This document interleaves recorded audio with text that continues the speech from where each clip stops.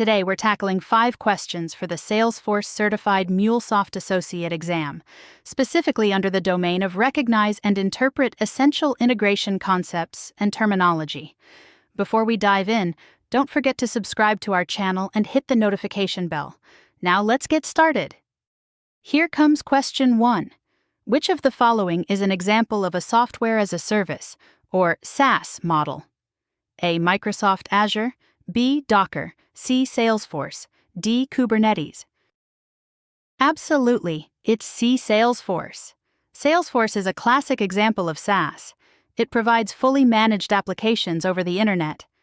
Users don't need to manage servers or infrastructure. Everything's ready to use straight from the browser. Let's dive into question 2. Which data format is lightweight, human-readable, and commonly used in REST APIs? A.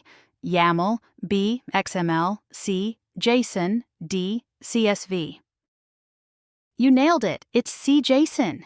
JSON is the go-to format for REST APIs because it's easy to read, parse, and works seamlessly across web platforms and languages. Now for question 3. Which HTTP component defines the type of operation requested by a client in a RESTful API? A. Header, B. URI, C. Method, D. Payload. Correct, it's C. Method. HTTP methods like GET, POST, PUT, and DELETE tell the server what action the client wants to perform on a resource.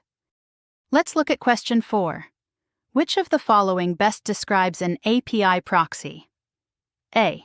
The front-end web application that consumes the API. B. A version of the API written in Java. C. A layer that sits between the client and backend to enforce policies. D. The implementation code that builds the API logic. Absolutely, it's C. A layer that sits between the client and backend to enforce policies. API proxies don't contain business logic. They secure, monitor, and route API requests without touching the core code. Wrapping up with question 5, which protocol is most commonly used for synchronous communication in web services? A. FTP, B. HTTP, C. SNMP, D. SMTP. Spot on! It's B. HTTP. HTTP is the backbone of modern web services, allowing real-time request and response communication between clients and servers.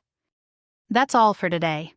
Hopefully you found these questions helpful. If you want more exam questions, visit our official website, ForseWise.org. Don't forget to subscribe and enable notifications for future updates. Thanks for watching.